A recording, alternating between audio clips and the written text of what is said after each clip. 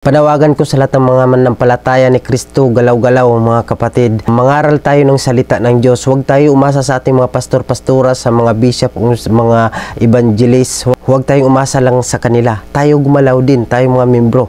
Lahat ng nakaalam ng salita ng Diyos, mangaral tayo sa ating mga kapwa, mga kaibigan, mga kabarangay, kababayan, o mahal sa buhay. Pangaralan natin sila. Ipangaral natin yung langit at impyerno. Yung impyerno, mas lalo ipangaral natin sa kanila na yun ang napakasaklap pagdating ng panahon. Kung di tayo sumunod sa nayon sa kalooban ng Panginoon, hindi tayo magsisi at talikuran yung ating mga kasalanan, matik tayo itatapon dun sa dagat-dagatang apoy sa impyerno.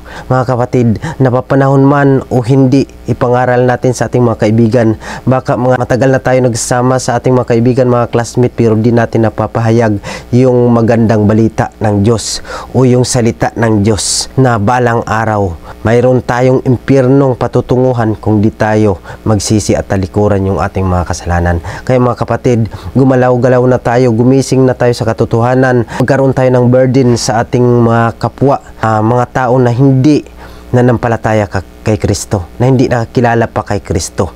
Mag-share tayo ng Word of God. Kung mabilis tayo mag-share ng mga walang kabuluhan, mag-chismis ng mga walang kabuluhan, gaano pa kaya na i-chismis natin ang salita ng Diyos para maunawaan nila at magsumunod sila sa kalooban ng ating Panginoon para hindi sila maimpyerno. Kapatid, gumalaw-galaw tayo. Huwag tayo madaig ng sanlibutan, kundi daigin natin ang sanlibutan sa pamamagitan ng ating Panginoon. Mga kapatid, ipangaral natin. Huwag tayo mahiya. Kasi pag ikahiya natin ang Panginoon, ikahiya natin pangaral ang salita ng Diyos, balang araw pagdating dun sa langit, ikakahiya din tayo ng ating Panginoon. Kaya kung gusto mo na hindi ka masisi ng iyong kaibigan, ng iyong classmate, ng iyong mahal sa buhay, ipangaral mo sa kanila. Masakit man ito na pakinggan nila ang katotohanan, pero ipangaral mo na mayroong tapang na nagmumula sa Panginoon.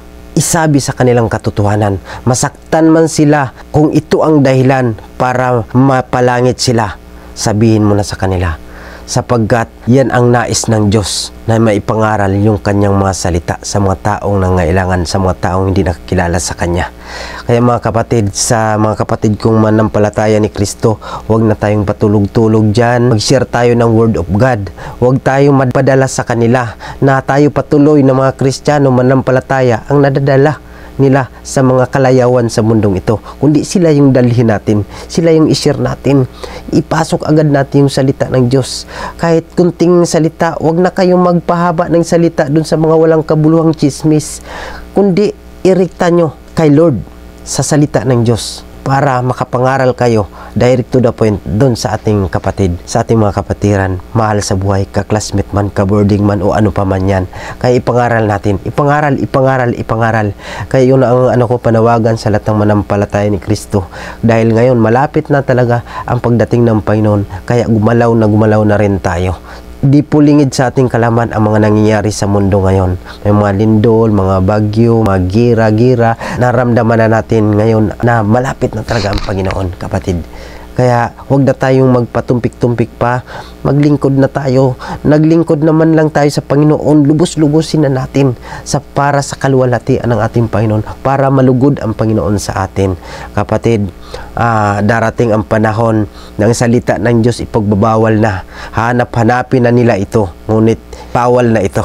Pagbabawalan na tayo na magdala ng Bible na to, ng salita ng Diyos. Di na tayo pwede makapagsalita ng mga about sa Bible. Kaya ngayon pa lang mga kapatid, habang malaya pa tayo na mag-share ng Word of God, ipangaral po natin. Ipangaral po natin mga kapatid. Kaya nanawagan ako sa lahat ng mga manampalataya dyan, sa mga nagpaluya-luya diha, nag-andap-andap, paniguro, paningkamot, balik sa Ginoo. Tungkol doon na ang Ginoo. Baka magsisi ka balang araw.